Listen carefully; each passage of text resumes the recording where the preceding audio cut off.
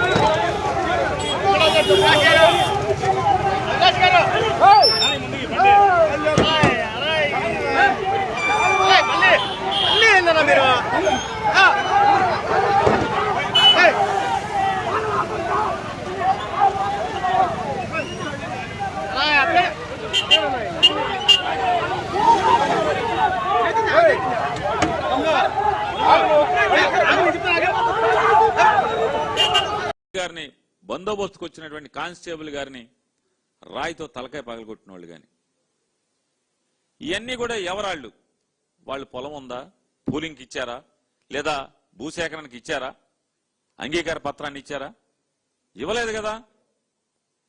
సుమారుగా ఉదయం 7:30-8 గంటల కానించి ఈ పాలకొల్లు సత్యం అని చెప్పని ఆ హోటల్లో కూర్చుని, కృష్ణా హోటల్లో కూర్చుని ఈ పథక రచన చేయటం, వీళ్ళందరినీ గోండాల్ని, రౌడీల్ని, లేదా క్వారీల్లో పనిచేసే వాళ్ళని,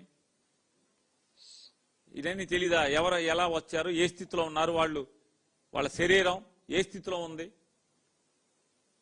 మామూలుగా అడుగు పడుతుందా లేదా పులి అడుగు పడుతుందా, ఇవన్నీ అన్ని కెమెరాలు ఉన్నాయి కదా. సాధారణంగా మనిషి పులి అడుగులు ఎప్పుడు వేస్తాడు? మనందరికీ తెలిసిందే కదా సమాజంలో. ఈ స్థితిలో వాళ్ళందరినీ 8 గంటల నుంచి పాలకొల్లు సత్యం ఆ హోటల్లో కూర్చుని ఏం చేస్తున్నాడు 8 గంటల నుంచి? ఇవన్నీ వద్దు.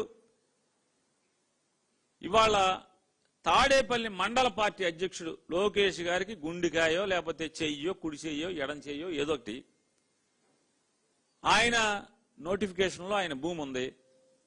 ఇవాళ దానికి నాయకత్వం వహించాడు.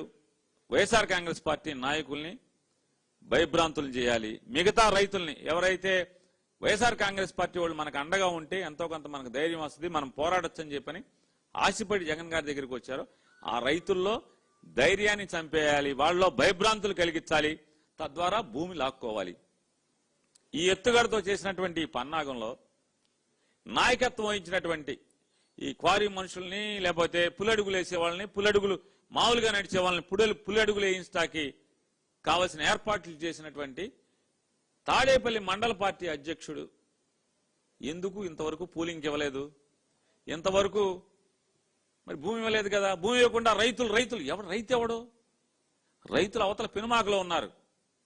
ఇందులో ఒక్క రైతు లేడు. రైతు లేకపోగా ఉన్న రైతు నాయకత్వం వహిస్తాడు ఈ దాడికి. 2 కార్లు ధ్వంసం చేయడానికి ఎమ్మెల్సీ మునితోక అరుణ్ గారి కారు, గుంటూరు ఉమా గారి కారు, ఈ 2 కార్లు ధ్వంసం చేసి హత్యాయత్నం చేశారు. వెళ్ళినటువంటి వైఎస్ఆర్ కాంగ్రెస్ పార్టీ నాయకుల్ని హత్యాయత్నం చేశారు పోలీసుల సమక్షంలో.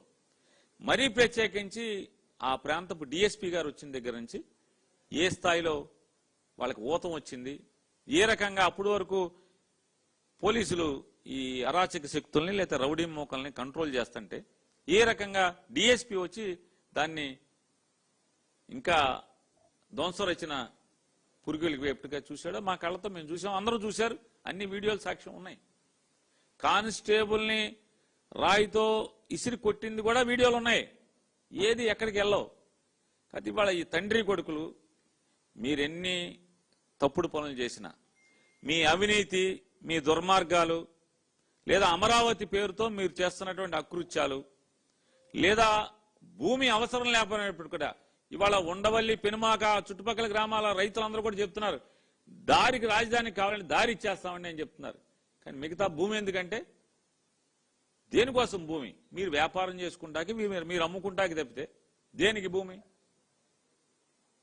మళ్ళీ వాళ్ళ వద్దన్నటువంటి రైతుల్ని రకంగా దుర్మార్గంగా బెదిరించి భయపెట్టి తీసుకుంటాకి అమరావతిలో జరిగేటువంటి ఏ అవినీతి కార్యక్రమాలు కానీ, ఏ అకృత్యాలు కానీ, రైతుల అగజాట్లు కానీ, వీళ్ళ దుర్మార్గమైనటువంటి కార్యక్రమాలు ఇవి కూడా ప్రపంచం వినకూడదు, చూడకూడదు అనేటువంటి తప్పుడు ఆలోచనతోనే ఇవాళ నారా లోకేష్ నాయకత్వంలో చంద్రబాబు నాయుడు గారి యొక్క పథక రచన మేరకు ఈ కార్యక్రమం జరిగింది. ఖచ్చితంగా మా అందరినీ హత్య చేయడానికి ప్రయత్నం చేసినటువంటి ప్రతి ఒక్కరిని కూడా